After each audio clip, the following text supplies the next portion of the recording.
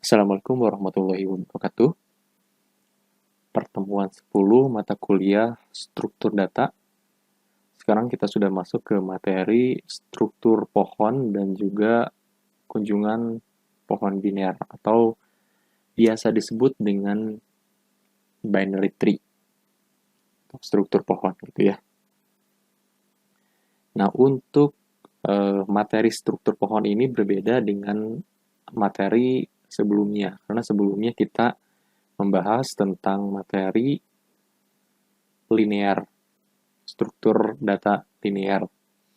Nah, untuk struktur pohon ini termasuk tipe data yang berstruktur non-linear. Perbedaannya, kalau linear itu struktur datanya terurut. Contohnya seperti linked list. Linked list kan untuk akses datanya terurut ya. Mulai dari head sampai tile. Kemudian kayak stack. Stack itu kan bertumpuk juga. Gitu. Kemudian queue juga sama kan antrian seperti itu. Nah, kalau untuk non-linear seperti tree ini, dia akses datanya bisa tidak terurut gitu, dan bentuknya juga tidak terurut seperti struktur data linear. Jadi bentuknya seperti ini gitu ya. Namanya juga tree gitu ya. Pohon. Tree itu pohon atau akar sih? Tree pohon ya. Nih, bentuknya juga seperti ada derajatnya, atau seperti kalau teman-teman lihat dalam struktur organisasi gitu ya, ada yang paling atas merupakan pemimpinnya, kemudian yang ke bawah ada asisten, yang paling bawah ada anggota lagi, atau misalkan dalam silsilah keluarga gitu, yang paling atas seperti uyut, kemudian ini bapak, paman, bibi, gitu, ini kemudian kalian gitu. Jadi tree itu struktur datanya seperti itu, atau bisa disebut sebagai akar juga. Nah, di dalam tree ini ada beberapa istilah yang sering kita kenal. Gitu. Yang pertama ada predecessor. Saya itu dulu ya. Yang pertama ada predecessor. Predecessor ini adalah node yang berada di atas node tertentu. Contohnya adalah B, predecessor dari E dan F. B, predecessor dari E dan F, gitu ya. B, C, D memiliki predecessor yaitu A, gitu. Jadi predecessor adalah node yang berada di atas node tertentu, gitu. G dan H memiliki predecessor D, atau D predecessor dari E, dari G dan juga H. A predecessor dari B, C, dan juga D. Itu predecessor, node yang berada di atas node tertentu. Node itu apa? Node itu adalah A, B, C, D, itu node ya namanya. Atau simpul, node atau simpul. Itu sama saja. Lalu ada yang dinamakan dengan suksesor istilahnya. Suksesor ini adalah node yang berada di bawah node tertentu. Kalau predecessor tadi ada di atas, kalau suksesor itu ada yang di bawah. Contohnya, E dan F merupakan suksesor dari B. E dan F suksesor dari B. G dan H suksesor dari D. Gitu. Atau misalkan B, E dan F merupakan anak dari B gitu kan. G dan H anak dari D. B, C, D merupakan anak atau suksesor dari A. Kenapa disebut suksesor? Nah, karena nanti akan menghasilkan node-node atau simbol-simbol yang baru. Seperti itu. Lalu ada yang dinamakan dengan ancestor, itu seluruh node yang terletak sebelum node tertentu dan terletak pada jalur yang sama. Contohnya A dan B merupakan aksesor dari F, gitu ya. A dan B aksesor dari F. A dan D ancestor dari H, atau A dan D ancestor dari E. Gitu. Jadi terletaknya sebelum node tertentu pada jalur. Karena ada lagi yang dinamakan dengan descendant. Kalau descendant adalah seluruh node yang terletak sesudah node tertentu dan terletak pada jalur yang sama. Seperti F dan B adalah descendant daripada A. Gitu. Kalau tadi kan ancestor ya. A dan B ancestor dari F. Nah, kalau F dan B adalah descendant dari A. H dan D descendant dari A. A dan D ancestor dari H. H dan D ancestor descendant dari pada A. Gitu. Jadi setelahnya kalau descendant. Kemudian ada parent. Parent adalah predecessor satu level di atas node.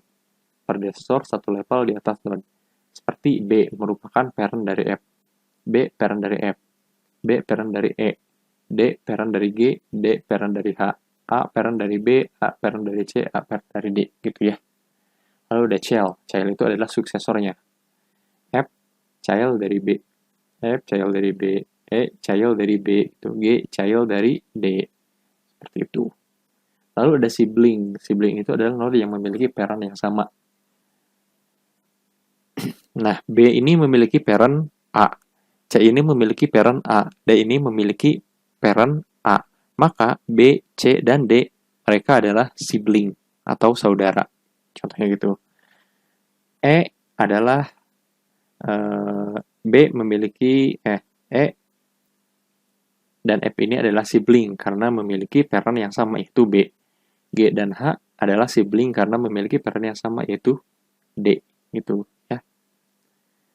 Lalu ada subtree. Subtree itu adalah bagian dari tree yang berupa suatu node beserta descendantnya. Contoh BEF itu subtree dari A. DGH subtree dari A gitu. Lalu ada size. Size itu adalah banyaknya node dalam suatu tree. Ini adalah suatu tree ya. Nah, si tree ini kan memiliki simpul atau node. Nah, jumlah node itu ada berapa? Itu dinamakan dengan size. Jumlah node-nya ada 8. Kita hitung aja. A, B, C, D, E, F, G, H. 1, 2, 3, 4, 5, 6, 7, 8. Jumlah simpulnya atau node-nya adalah 8. Itu dinamakan dengan size. Lalu ada height. Height ini adalah banyaknya tingkat atau level dalam suatu tree. Bar tree memiliki height 3. Itu tingkatannya ya. Tingkatan pertama, tingkatan kedua, tingkatan ketiga. Itu dinamakan dengan height. Lalu ada root atau akar. Root ini adalah node khusus dalam tree yang tidak memiliki predecessor. Jadi simpul yang tidak memiliki ayah, simpul yang tidak memiliki parent. Nah, dari root ini dari beberapa node ini yang tidak memiliki parent adalah A. Maka A ini dinamakan dengan root atau akarnya. Itu sumbernya gitu ya. Lalu ada leaf, daun. Nah, kalau daun adalah node tree yang tidak memiliki daun atau tidak memiliki child. Yang tidak memiliki child dari sini mana? E, F, C, G, H. Nah, mereka ini tidak memiliki child, maka dinamakan dengan leaf atau daun. Lalu ada degree atau derajat. Itu banyaknya child yang dimiliki oleh suatu node. Node A memiliki derajatnya 3, B, C, dan D. Node B memiliki derajat 2, yaitu E dan F. Itu. Jadi berapa jumlah node yang dimiliki oleh suatu node. Berapa jumlah child yang dimiliki oleh suatu parent, atau bisa juga dikatakan seperti itu. D memiliki derajat 2 karena D ini memiliki 2 child yaitu G dan juga H. Itu ya. Itu beberapa istilah di dalam tree ini.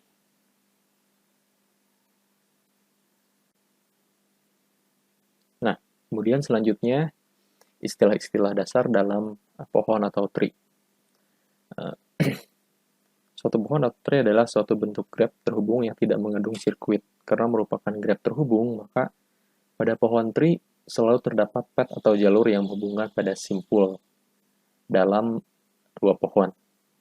Nah, pohon tree dapat juga didefinisikan sebagai kumpulan elemen yang salah satu elemennya disebut dengan akar dan sisa elemennya disebut dengan simpul. Ini ya. Hingga menjadi beberapa tree yang baru atau disebut dengan subtree dari tree parent-nya yang tadi. Gitu. Nah, di sini kita lihat lagi.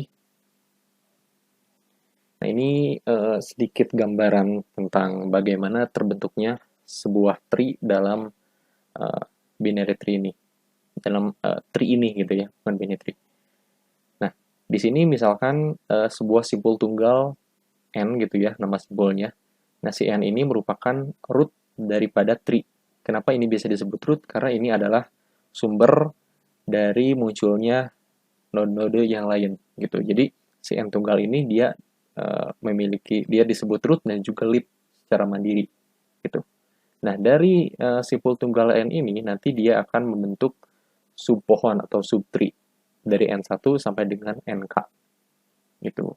Nah, jadinya seperti ini nantinya. Jadi dari 1n bisa terbentuk ke dalam beberapa simpul tergantung dari simpul yang akan dibuat nantinya. Nah, kemudian ada sifat utama dari pohon berakar.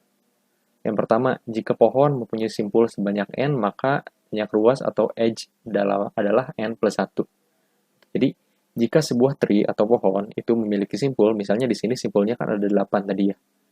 Nah, kemudian kita ingin mengetahui berapa sih edge-nya atau ruasnya, maka rumusnya adalah n plus 1. N itu adalah simpul. N di sini berarti 8 minus 1 sama dengan 7. Berarti di sini si cabangnya ada 7. 1, 2, 3, 4, 5, 6, 7. Didapatnya dari mana? Dari rumus ini, n plus 1. N ini adalah nodenya. Ini jumlah nodenya ada 8. 8 dikurangi 1 sama dengan 7. Jadi ruasnya ada 7. 1, 2, 3, 4, 5, 6, 7. Kemudian yang kedua, mempunyai sifat khusus yang disebut dengan root. Jika simpul tersebut memiliki derajat keluar lebih dari atau sama dengan 0 dan derajat masuk sama dengan 0. Simpul khusus itu dinamakan dengan root. Syaratnya, simpul tersebut memiliki derajat keluar lebih dari 0. Derajat keluar berarti ke bawah ya. Nah, derajat keluarnya itu kan tadi ada derajat 1, derajat 1, 2, 3 gitu ya. Nah, derajat keluarnya itu kan kalau si A ini lebih dari 0 ya, karena kan ada 3 nih. Si childnya, si derajatnya. Kemudian dia derajat masuknya itu kan 0, tidak memiliki derajat masuk. Maka kalau si B ini kan memiliki derajat keluar sama dengan 2, dan dia memiliki derajat masuk sama dengan 1. Berarti tidak terpenuhi sebagai root. Nah, dari simpul-simpul ini yang memenuhi sebagai root itu adalah A, karena A ini memiliki derajat masuk sama dengan 0, karena tidak memiliki parent di atasnya. Kemudian mempunyai simpul yang disebut sebagai daun atau leaf. Jika simpul tersebut berderajat keluar sama dengan 0 dan berderajat masuk sama dengan 1.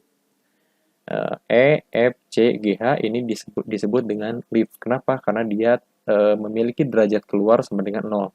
Itu tidak memiliki child. Jadi anaknya sama dengan 0. Derajat masuknya dia sama dengan 1. Itu. Si E derajat masuknya 1, B, F derajat masuknya E1. Ya, maka itu disebut dengan leaf atau daun. Kemudian setiap simpul mempunyai tingkatan atau level yang dimulai dari root yang levelnya 1, si root levelnya 1, sampai dengan level ke n, tergantung dari jumlah high-nya nanti. Gitu ya. Kalau di sini kan high-nya ada 3 ya, berarti di sini derajatnya ada 3. Kemudian pada simpul yang mempunyai level yang sama disebut bersaudara atau brother atau sibling. Ini kan level 1 A. Kemudian pada level kedua ini ada 3 buah simpul, yaitu B, C, dan juga D. Ketiga buah simpul ini karena derajatnya sama maka disebut dengan sibling atau brother. Begitu juga yang derajat yang ketiga, E, F, G, H gitu ya. Derajatnya sama tapi E, F, G, H ini tidak sibling juga sih, karena walaupun derajatnya sama tadi tapi memiliki parent yang berbeda, maka E dan F adalah sibling, B dan H adalah sibling. Kemudian pohon mempunyai ketinggian atau kedalaman atau height yang merupakan level tertinggi. Itu ya height-nya. Kemudian pohon mempunyai weight atau berat atau bobot yang banyaknya daun leaf pada pohon. Itu E, F, C, G, H itu adalah leaf-nya, berarti bobotnya juga. Kemudian banyaknya simpul masuk sampai level ke N. Nah, nanti untuk ini kita jelaskan di bawah. Banyak simpul untuk setiap level, satu adalah seperti ini. Nah, kita coba. Nah, di sini ada sebuah simulasinya atau contohnya. Tadi saya sudah copy paste ke bawah.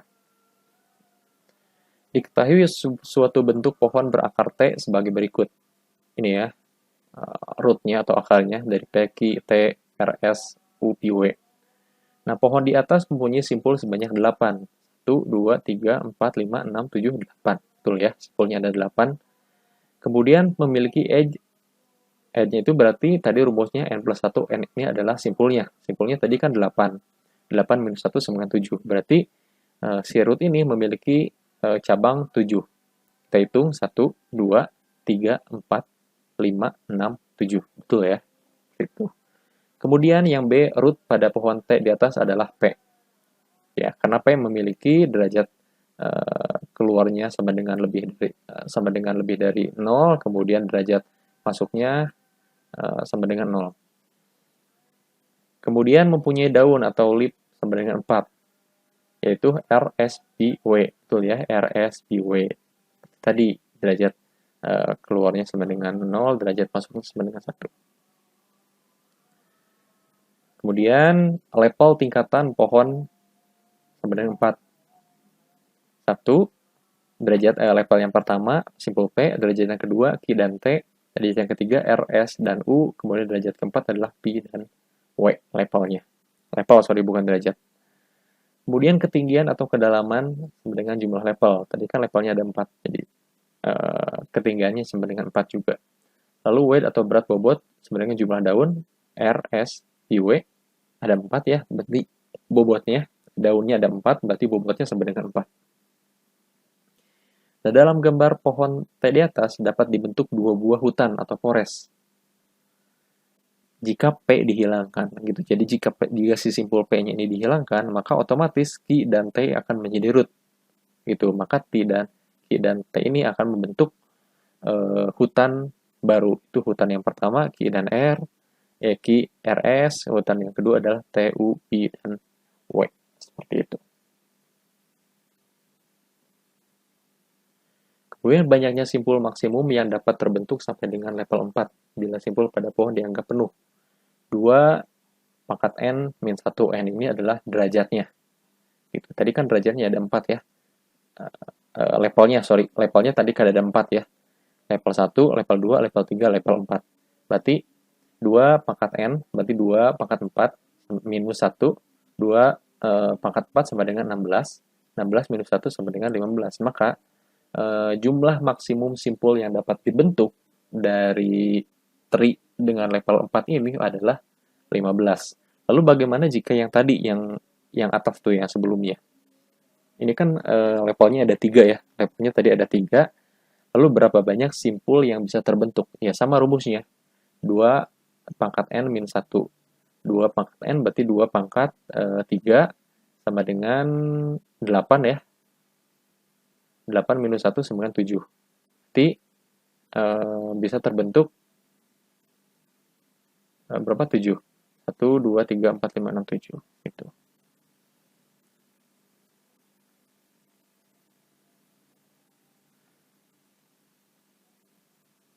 Lalu banyaknya simpul masuk untuk level I bila simpul pada pohon dianggap penuh adalah maksimum simpul.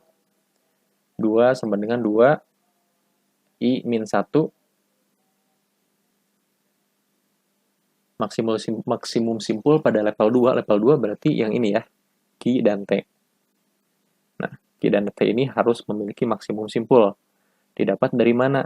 2, kemudian levelnya, itu adalah levelnya. Level 2 minus 1 sama dengan 1.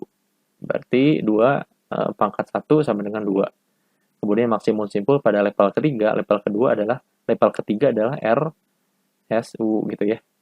Berarti simpul maksimum itu adalah 2, kemudian level ketiga minus 1 sama dengan 2 gitu ya. 2 pangkat 2 sama dengan 4, berarti maksimum simpul pada level ketiga adalah 4. Gitu. Itu untuk menghitung banyaknya simpul maksimum untuk setiap levelnya. Itu. Nah, kemudian yang selanjutnya adalah pohon biner atau binary tree. Nah, ini ada sedikit perbedaan antara tree yang tadi dengan binary tree ini. Perbedaannya adalah kalau untuk binary tree ini maksimal derajatnya itu adalah 2. Kalau tree yang tadi kan ini ada 3 ya. Derajat dari A itu adalah 3. Nah, kalau di binary tree atau pohon biner, maksimal derajat yang bisa dimiliki oleh node itu adalah 2 dan tidak boleh lebih daripada 2. Dan nanti akan dibedakan menjadi sub pohon kiri dan juga sub pohon kanan. Itu perbedaan antara tree dan binary tree. Jadi di binary tree derajatnya maksimal adalah 2 dan akan dibedakan nilainya itu berdasarkan sub pohon kiri dan juga sub pohon kanan. Kita lihat dulu. Nah, ini untuk karakteristik dari pohon binary tree. Setiap simpul, perbesar dulu ya. Oke, setiap simpul paling banyak hanya memiliki 2 buah anak. Gitu. Setiap simpul ya, memiliki maksimal 2 buah anak. Kemudian derajat tertinggi dari setiap simpul adalah 2. Karena maksimal 2 buah anak, dan derajat itu dilihatnya dari berapa banyak anaknya, maka otomatis derajatnya juga maksimal itu 2. Kemudian yang ketiga, dibedakan antara cabang kiri dan juga cabang kanan. Kemudian yang keempat, dimungkinkan tidak mempunyai simpul. Nah, contohnya seperti ini, gitu ya. Dibedakan cabang kiri dan cabang kanan. Nanti untuk lebih jelasnya nanti kita coba praktekkan di akhir. Kemudian istilah pada pohon biner. Yang pertama ada yang dinamakan dengan pohon biner penuh atau full binary tree, yaitu semua simpul kecuali daun memiliki 2 anak dan tiap cabang memiliki panjang luas yang sama. Itu dinamakan dengan pohon binary penuh. Gitu ya. Setiap simpul memiliki 2 anak, kecuali daun. Paling bawah gitu ya. Kemudian pohon biner lengkap. Kalau pohon biner lengkap, ini hampir sama dengan pohon biner semu, dengan pohon biner penuh. Yang membedakan adalah semua simpul kecuali daun memiliki 2 anak, tapi tiap cabang itu memiliki panjang ruas yang berbeda. Kalau penuh kan itu panjang ruasnya harus sama ya. Itu dinamakan dengan pohon biner penuh. Nah, kalau pohon biner lengkap itu panjang ruas dari cabangnya itu berbeda. Itu perbedaan antara penuh dan juga lengkap. Lalu ada yang dinamakan dengan pohon biner similar, yaitu memiliki struktur yang sama, itu ya, cabangnya sama seperti ini, cuman informasi di dalamnya berbeda. Itu informasi dari node-nya atau simpulnya berbeda. Yang ini ABC, yang ini PQR gitu. Strukturnya sama, tapi informasinya berbeda. Lalu ada lagi pohon biner ekivalen. 2 pohon yang memiliki struktur dan informasi yang sama. PQR gitu ya, itu ekivalen. Struktur dan informasinya sama. Lalu pohon biner miring atau skew tree. Itu 2 pohon yang semua simpulnya mempunyai 1 anak turunan kecuali daun gitu, sama ke pinggir seperti ini miring gitu, ke kanan, ke pinggir gitu. Nah, apa sih yang membedakan antara sub pohon kiri dan sub pohon kanan? Kenapa simpulnya harus berada di kiri dan kenapa simpulnya harus ada di kanan?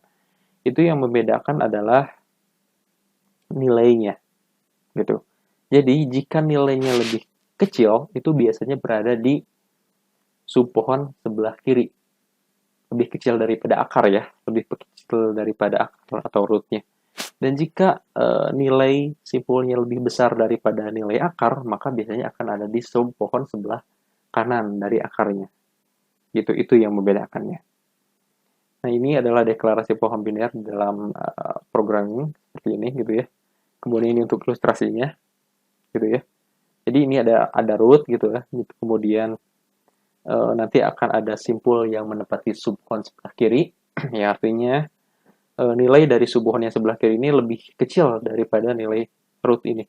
Kemudian nanti ada lagi yang sebelah kanan, berarti ini lebih besar nilainya daripada nilai dari root ini. Lalu nanti ada left ini berarti nilainya lebih kecil daripada root dan juga left yang ini. Lalu ada right left, berarti nilainya lebih kecil daripada root dan lebih besar daripada left. Begitu juga yang sebelah kanan. Yang menempati sebelah left right, berarti nilainya itu lebih besar daripada root dan lebih kecil daripada right. Right lebih besar daripada root dan juga right nilainya.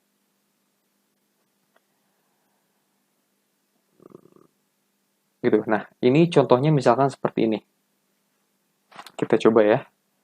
Nah, bila diberikan untai H, A, K, J, C, B, L gitu ya. Kita coba di sini nih. Kita lihat. Oh, sorry.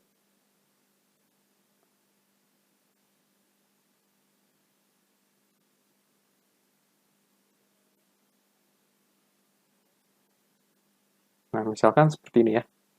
Ini kan ada H, A, K, J, C, B, L. Ini adalah nilai atau untayan atau data gitu ya di dalam yang ingin kita masukkan menjadi sebuah root. Benar, bagaimana untuk membentuk si data-data ini menjadi sebuah pohon biner? Caranya adalah seperti ini. Pertama, si H ini kita buat sebagai root dulu. Berarti kita di sini ditulis H gitu ya. Nah, kemudian nilai selanjutnya setelah H adalah A. Nah, karena si A ini lebih kecil nilainya daripada H, maka dia akan mendekati cabang sebelah kiri. Kenapa A ini lebih kecil? Karena kalau dalam deretan huruf alfabet, A itu berada di sebelah kiri daripada H. Itu maka diasumsikan bahwa nilainya lebih kecil daripada A gitu. Maka kita masukkan di sini si A adalah sebelah kiri. Gitu. Kemudian nilai selanjutnya adalah K. K ini lebih besar daripada H. Maka si K akan menepati posisi di sebelah kanan daripada H setelah akar. K ada di sebelah sini. Kemudian J. J ini lebih besar daripada H dan lebih kecil daripada K. Maka si J akan menempati cabang sebelah kiri daripada K. Gitu. Karena si J ini memiliki nilai yang lebih besar daripada H, maka ada di sebelah kanan, tapi lebih kecil daripada K, maka di sebelah kiri, di sebelah sini. Nah, kemudian ada C. Nih, si C ini lebih besar daripada A. Dan menepati cabang dari kanan. Karena kenapa tidak di sebelah kiri dari H? Ingat, binary tree maksimal derajatnya atau maksimal anaknya itu harus 2. Karena ini sudah memiliki 2 anak, maka selanjutnya adalah si suksesornya yang harus meneruskan. Gitu. Jadi kita kasih garis dulu.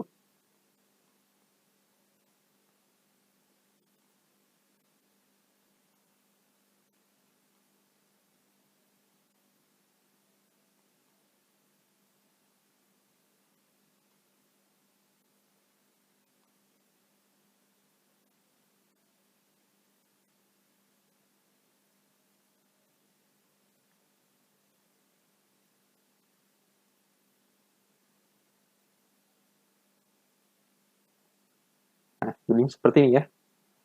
Kemudian tadi si C ya. Si C karena dia lebih besar daripada A nilainya, maka dia akan ada di sebelah kanan.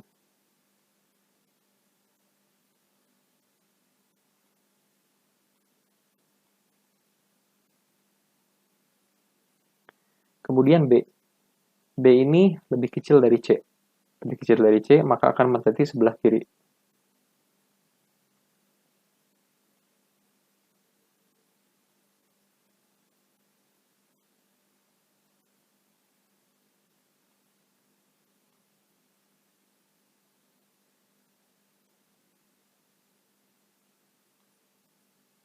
Nah, kita coba dulu.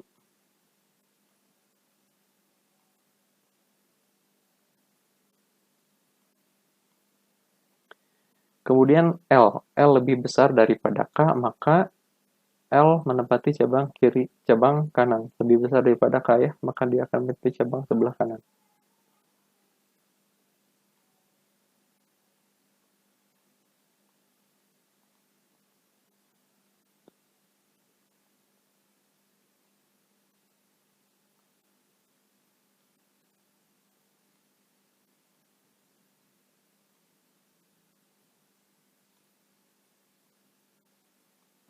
Oke, maka tersusunlah seperti ini jadinya. Nah, kenapa B itu ada di bawah daripada C? Karena B ini kan lebih kecil dari B ini lebih besar daripada A ya. Lebih besar daripada A, tapi lebih kecil daripada C. Maka tidak mungkin si B ini berada di sebelah kanan dari A. Sedangkan dia lebih kecil daripada C. Maka otomatis si B ini adalah child daripada C. Gitu. Jika nanti teman-teman bingung gitu ya.